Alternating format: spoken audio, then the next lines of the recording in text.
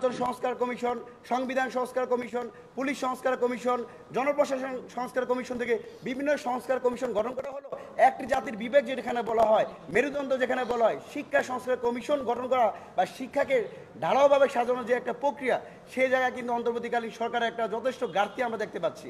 আমরা আজকের এই সংবাদ সম্মেলনে বলতে চাই, অনতিবিলম্বে পিএসসি থেকে শুরু করে প্রত্যেকটা জায়গায় যেখানে ফেসিবাদের দোষরা রয়েছে, দুর্নীতিবাজ কর্মকর্তা রয়েছে, সেই আমরা আগামীকালকের মধ্যেই যেন তাদেরকে চাকরিচ্যুত করা হয় এবং তাদের তদন্ত সাপেক্ষে তাদেরকে যেন আইনের আওতায় নিয়ে আসা হয়।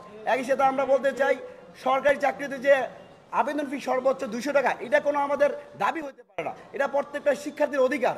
যেখানে পুরো বাংলাদেশের 26 লাখ শিক্ষার্থী বেকার, সেই জায়গাতে রাষ্ট্রের উচিত ছিল এই শিক্ষার্থীদেরকে তাদেরকে কিভাবে আমরা জনশক্তিতে রূপান্তরিত করতে পারি, তাদেরকে যেন আমরা রাষ্ট্রের কাজে অন্তর্ভুক্ত করতে পারি। কিন্তু তাদেরকে অন্তর্ভুক্ত না করে তাদেরকে রক্তচোষার মতো আমরা প্রত্যেকটা চাকরির ফিতে 500 থেকে শুরু করে 700, 1000, 1500 টাকা রাখা হচ্ছে, যা রাষ্ট্র ছাত্র সমাজের সাথে বৈষম্যের শামিল।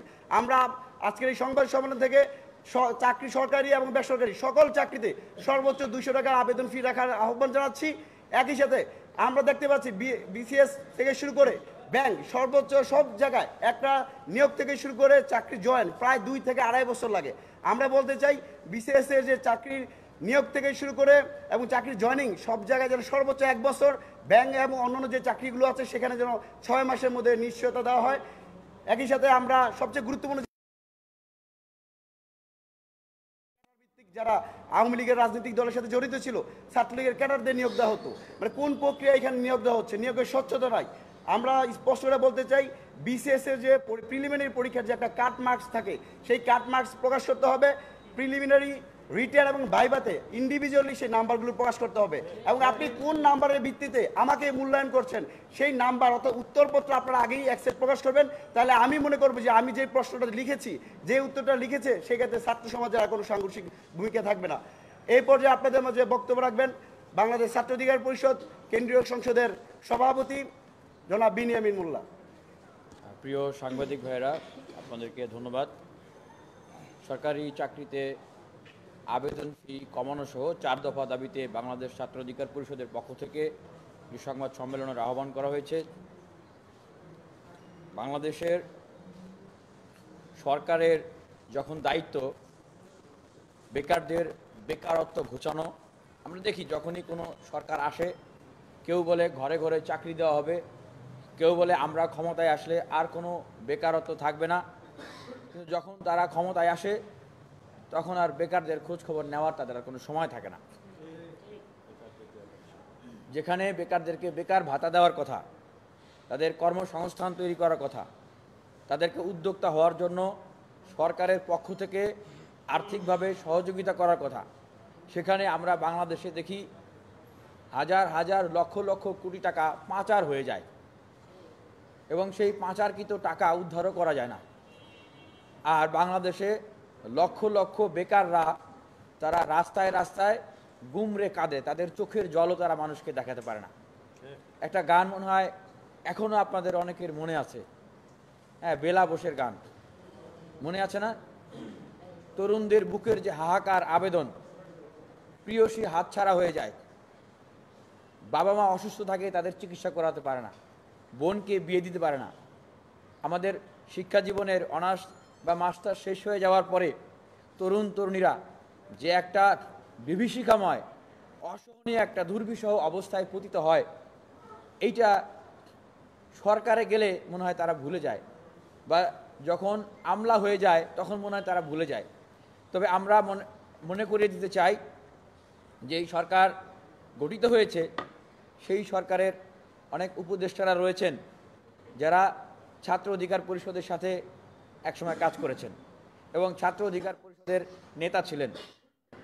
এই ছাত্র অধিকার পরিষদের ব্যানারেই এই ঢাকা বিশ্ববিদ্যালয়ে এই সরকারি চাকরির আবেদন ফি কমানোর জন্য লিফলেট বিতরণ করেছেন।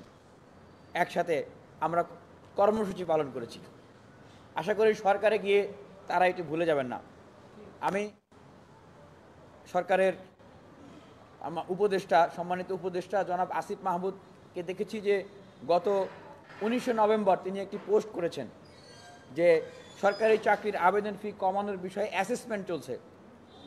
বলবো যে অ্যাসেসমেন্ট তো আমরা আরও 2-3 বছর আগেই করেছি, আপনিও তখন আমাদের সাথে ছিলেন। সেই অ্যাসেসমেন্টে আমরা বলেছি যে সরকারি চাকরির আবেদন ফি কমাতে হবে এবং সেটা 100 থেকে 200 টাকা, এর বেশি হতে পারে না। এখন আবার নতুন করে কি অ্যাসেসমেন্ট করতে হবে? নতুন করে তো অ্যাসেসমেন্ট করার কোনো দরকার নাই। সেক্ষেত্রে আমরা যতটুকু জানতে পেরেছি যে একটা বিধিমালা আছে, সেক্ষেত্রে আমরা সুস্পষ্টভাবে ছাত্র সমাজের পক্ষ থেকে এটি বলছি যে যদি রাষ্ট্রপতির অধ্যাদেশ জারি করতে হয়, যদি অর্ডিন্যান্স জারি করতে হয়, অর্ডিন্যান্স জারি করতে হবে। অর্ডিন্যান্স জারি করেই সরকারি চাকরির যে আবেদন ফি, সেই আবেদন ফি সর্বোচ্চ কমিয়ে সর্বোচ্চ 200 টাকার ভিতরে আনতে হবে। মনে নাই কোটা সংস্কার আন্দোলনের সময় যখন হাইকোর্ট দেখানো হয়েছিল, আইন দেখানো হয়েছিল, ছাত্ররা কিন্তু হাইকোর্ট আইন মানে নাই। তা আমরা এই সরকারকে বিপ্লবী সরকার হিসেবে দেখতে চেয়েছিলাম। আমরা চাই তারা তড়িৎ গতিতে এই সমস্যাগুলোর সমাধান করবেন। দেখেন 26 লাখ বেকার বলা হচ্ছে, আসলে তো আরো অনেক বেকার।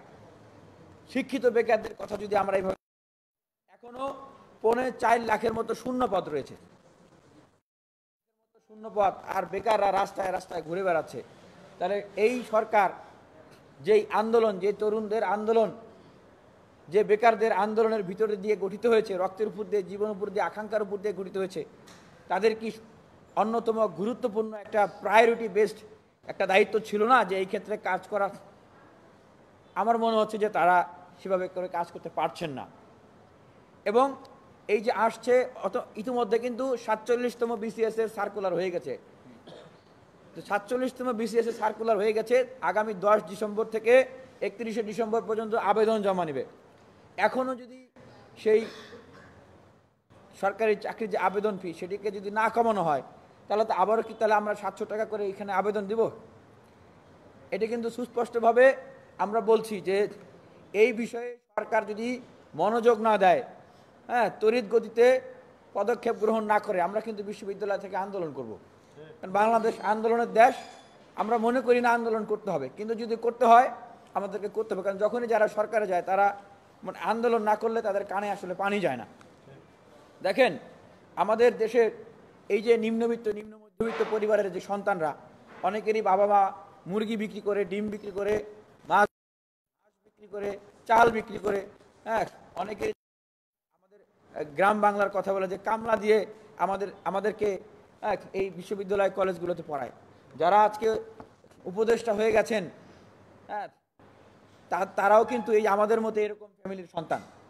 সুতরাং আপনারা কিন্তু মাশাআল্লাহ উপদেষ্টা হয়ে গেছেন। আপনার যেই বন্ধুটি, আপনার যেই ক্লাসমেটটি, আপনার যেই সিনিয়র জুনিয়রটি আপনার সাথে এই রাজপথে স্লোগান দিয়েছে, আন্দোলন করেছে, অনেকেই আহত হয়েছে, জেল কেটেছে, তারা কিন্তু উপদেষ্টা হয় নাই। তারা কোথায় এখন? তারা কোথায়? তারা কিন্তু এই যে পড়ার টেবিলে, তারা কিন্তু চাকরির জন্য পড়ার টেবিলে বসে গেছে। সুতরাং তাদের কথা কিন্তু আপনাদেরকে মাথায় রাখতে হবে। তাদেরকে আপনারা আবার মাঠে নামাবেন তাদের এই দাবি আদায় করার জন্য। এর চেয়ে অসম্মান করা, এর চেয়ে লজ্জাজনক কিন্তু আর কিছু হতে পারে না। আর অনেকেই দেখছি যে পিএসসির যে নতুন চেয়ারম্যান এসছেন, ঢাকা বিশ্ববিদ্যালয়ের লোক প্রশাসন বিভাগের সাবেক চেয়ারম্যান অধ্যাপক মুবাশশর মুনায়েম স্যার, আমরা তার প্রতি আহ্বান জানাবো যে যেই